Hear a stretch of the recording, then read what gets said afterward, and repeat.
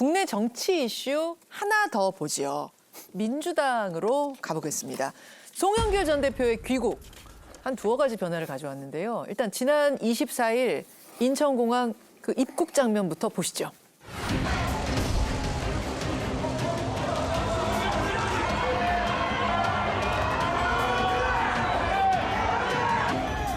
저 송영길은 어떤 일이 당하더라도 절대 회피하지 않고 도망가지 않습니다.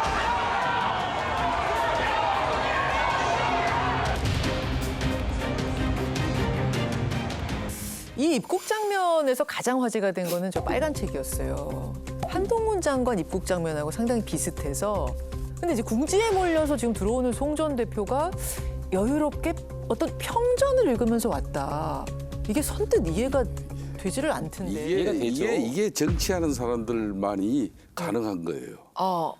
이 위기 속에서도 자신은 끊임없는 이런 지도자로서의 교양과 학문을 늘 접하고 있다. 한동훈 장관도 그런 거예요? 한동훈 장관은 좀 그 부분은 예. 한동훈 장관은 원서가 아니었어요. 번역본이에요. 한국 번역본이에요. 번역본도 어려워. 송영길 대표는 펠로폰네수 전쟁. 원서예요. 영어 원서. 아주 어려운 거예요. 이 책 자체가. 더군다나 수소를 가지고 앞으로 뭐 새로운 미래를 만들어내는 그런 여러 가지 문제이기 때문에 아주 어려운 원서를 갖다가 본인이 들고 오는 건 야, 그 원서가 오펜하이어 평정 아닙니까? 그러니까. 원자폭탄의 아버지. 그러니까 민주당 내에서 송영길 전 대표를 향해서 원성을 쏟아내야 되는 것 아닙니까? 그 녹취가 누구로부터 나오죠? 송영길 전 대표가 임명한 부총장 이정근 부총장, 송영길 전 대표가 임명한 윤관석 전 사무총장, 이들의 녹취로 나오잖아요. 그런데 민주당에서 나왔던 주장은 무력이 없는 사람, 큰 그릇. 이런 얘기들이 나오게 되니까 송영길 전 대표가 멋지게 책 갖고 나오면서 이거 민주당 내에서 뭔가 송영길 전 대표가 나름대로 자신감 갖고 겁박하는 것 아니야? 아, 그거 폭탄이다? 원자폭탄. 원자 폭탄. 게다가 한 가지 더 그럴 수밖에 없는 이유가 예. 아니 세상에 본인이 잘못했으니까 당을 나가는 거잖아요. 잘했으면 나갈 이유가 있습니까? 그럼 민주당에 나갔다는 건 나가서 뭘 하겠다는 건데 그리고 대변인을 누구 임명한다 그랬죠? 김의겸 의원을 임명하겠다는 이 모습을 보니까 아 이거 원자폭탄이 분명하다. 저는 송영길 의원이 현재 어떤 그 혐의점 이런 것들을 변호하려고 하는 것이 아니고 우리 정치가요. 어느 한 정치인이 곤란 지경에 빠지면 막 비아냥거리고 놀립니다. 예를 들어서 똑같은 옷과 똑같은 색깔의 책을 들고 왔다? 한동훈 흉내내는 거냐?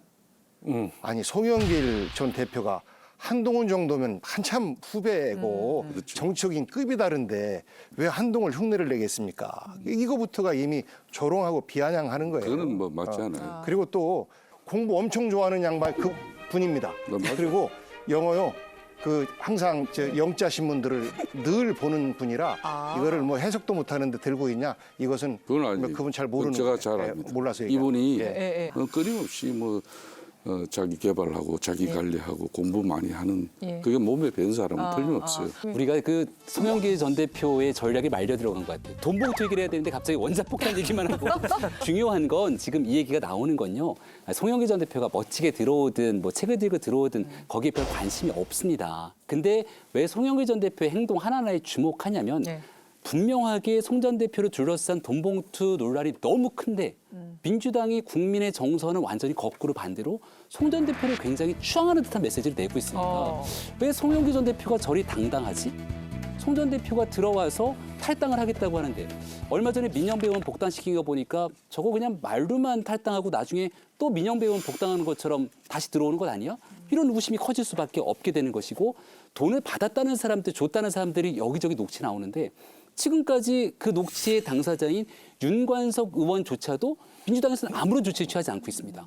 한 언론 보도를 보니까 이정근 부총장도 당적을 유지하고 있다 그러더라고요. 그러니 지금 송영길 전 대표를 향한 문제 제기를 안 할 수가 없다는 걸로 결론 내겠습니다. 아니 민주당이 추앙한다라고 하는 것은 민주당에 책임 있는 정치인 중에서 누가 그런 말을 했습니까? 그러니까 일부 지지자 청렴하게 살았다라는 말이지 그게 추앙한다는 말은 아니고 이것을 이 사건에 대해서 옹호하는 것도 아니지 않습니까? 송영길의 잘못을 민주당의 잘못으로 만들고 싶잖아요. 그리고 최대한 이것을 크게 만들고 싶잖아요. 그래서 들어오라고 했다가 들어오니까 왜 들어왔냐 그러고 뭐 죄인이 너무 고개 빳빳이 들고 왔다 이렇게 또 비판하고 있는 것 아니겠습니까? 그래서 여당도 공천 헌금과 관련된 이러저러한 혐의들 잡음들이 있어요. 정당 내에서 선거할 때 돈을 쓰는 것도 잘못이지만 공천 헌금 또한 매우 잘못된 것이라 서로 제 얼굴에 침 뱉지 말고 이 기회에 어떤 정치 개혁을 할 수 있는 이런 기회로 삼으면 민주당에서 송영길 대표와 또 관련된 누군가가 있다면 처벌받고 그런데 이것을 상대방만 잘못이다라고 하면 우리 국민들이요 자기들도 똑같으면서 그러네라고 반응하는 겁니다. 이 문제는 민주당이 자성적인 시각을 바탕으로 좀 풀어냈으면 좋겠다는 말씀드립니다. 박 의원님. 그러니까 사실은 이거는 뭐 송영길 캠프의 문제다. 내지는 송영길 대표와 그 주변 사람들의 문제다. 이렇게 분리해내기가 쉽지 않죠. 왜냐하면 전직 당대표이기 때문에 그렇습니다. 그런데다가 이재명 대표하고 좀 특수관계잖아요. 혈맹이라고 일각에서 표현하듯이. 그렇다 보니까는 이재명 대표가 이 문제를 원칙대로 처리하지 못하는 거 아니냐. 사실은 이재명 대표가 내로남불 소리를 듣고 이중잣대 소리를 듣더라도 이 문제에 대해서 단호하게 대처하지 못하면 대표로서 리더십 보장 안 됩니다. 이 리스크를 끌어안고 총선을 어떻게 치릅니까? 이 문제 만약에 원칙대로 처리하지 못할 거라면 대표 내놔야죠. 뭐 사실상 송영길 아니었으면은 이재명 당대표가 또 만들어질 수가 없었죠. 그렇기 때문에 두 사람 관계는 뗄 수가 없습니다. 그래서 이 송영길 전 대표의 동봉투 사건의 종착역은 이게 어디겠습니까, 결론은. 그렇기 때문에 이게 민주당 내부에서도 상당히 어렵습니다. 어디라고 보시는 거죠? 저는 이 문제의 종착역은 자연스럽게 이재명 대표까지 기결될 수밖에 없는 자, 거예요. 그 부분에 대해서 제가 말씀을 안 드릴 수가 없는 것이 송영길 당시 후보가 당선된 것은 그동안 2번 낙방을 하면서 꿋꿋하게 계속해서 계파 정치에 휘둘리지 않고 단신으로 정치하는 뚝심을 보고 사실상 많은 당원들이 지지를 했던 것이라 이재명과의 어떤 빚이 있고 채무가 있고 뭐 이런 것들 없다. 그러니까 공연히 연결시키는 것이다라는 말씀 확인해 드립니다. 알겠습니다.